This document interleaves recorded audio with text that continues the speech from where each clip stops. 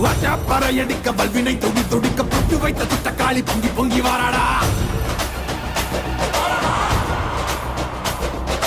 Weapon குழையாட வீரசூலம் கையிலாட மொப்பாம் குடிச்சு அந்த முப்பிடாரி வாராடா.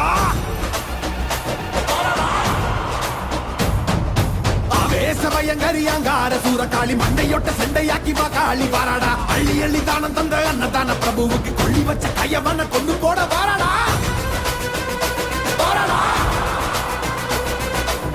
உள்ள கொண்ட அந்த விண்டன செதறடிச்ச கள்ளமான கொண்டவ கதை முடிக்க வாராடா. உருக்கி கொடையளிச்ச புத்தமன் உயிர் எடுத்த பாதக இடுப்போடைக்க பத்திரகாளி வாராடா.